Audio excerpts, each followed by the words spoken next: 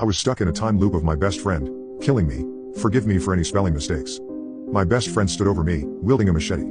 I knew what he was going to do. We had come into this alleyway to smoke a joint without our neighbors noticing and telling our parents. But instead of Jordan pulling out a joint, he pulled out a machete.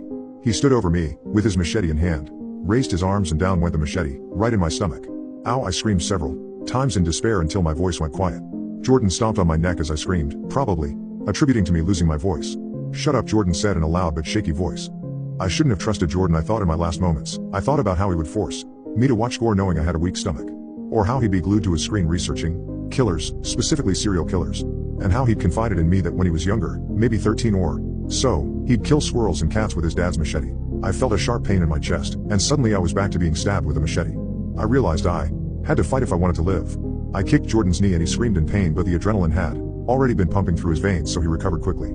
I kicked again, harder with both legs. This time, adrenaline had kicked in. Jordan fell down after my kicks but got up immediately. He was furious and uprose his arm with a machete. He hesitated, looking at my face. I was trying to scream for help but nothing came out. Suddenly down went his arm. He stabbed the machete into me, right in my neck. I blacked out. I woke up to the sound of the song Toxic by Britney Spears playing at a low volume. I was in the backseat of my mom's Honda. My mom looked back at me. "Oh, you're up," she said in an excited tone. "We're almost home. Only an hour to go," she said. "Oh, okay," I said in a tired voice. I looked out the window. It was dark, but the sun was just peeking over the horizon. "What time is it?" I asked. "It's 8:30 in the evening," she said. "Okay, I'm still tired, so I'm probably gonna go back to sleep." I slept the rest of the ride home. When we got back to my house, I went inside and had a cup of honey vanilla chamomile tea. Our trip to Colorado was really fun, but I'm glad to be back in New York, I said to my mom. "Me too," she replied. "I'm going to bed now. Good night," I said in a tired tone.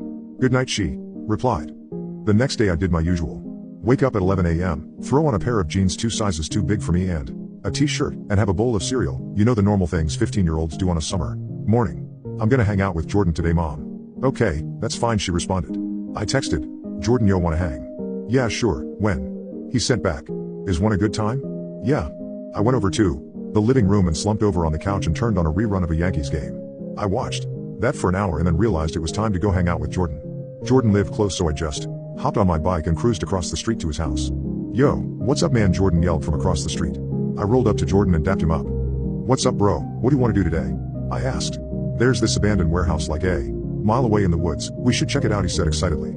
"Oh shit, man, definitely," I said as a mischievous grin grew on my face. "Alright, let's go then," Jordan said while he stepped over his shiny purple bike. As we rode, we chatted about what we were going to do this week and what I did in Colorado. We spent a couple hours at the warehouse, then I came over to Jordan's house and we chilled and played Call of Duty till 1 a.m. in the morning when I finally went home. The next few days we did pretty much the same thing.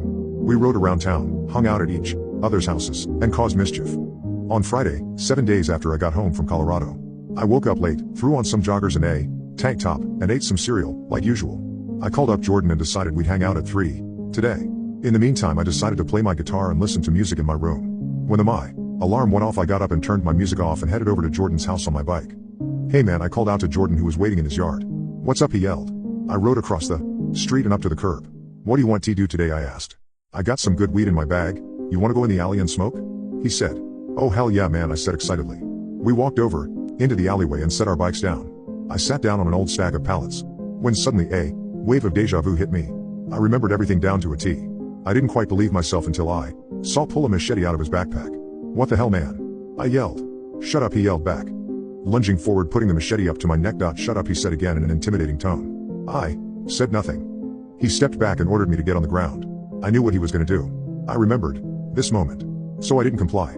I turned around and sprinted out of the alleyway. I just had to get a block away so I could run into a restaurant which I knew had cameras. But that would be hard, because Jordan does track. He's a runner. There's no way me, a stoner bum, could outrun a track star.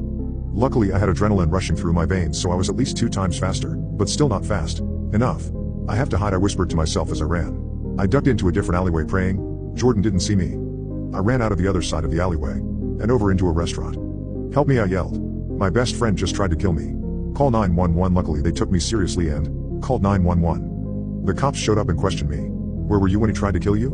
"I'm in the alleyway across the street." I pointed over in the direction of the alleyway we were in. They prattled on for hours until they finally called my mom and she showed up to the restaurant. She took me home, and that night I couldn't sleep.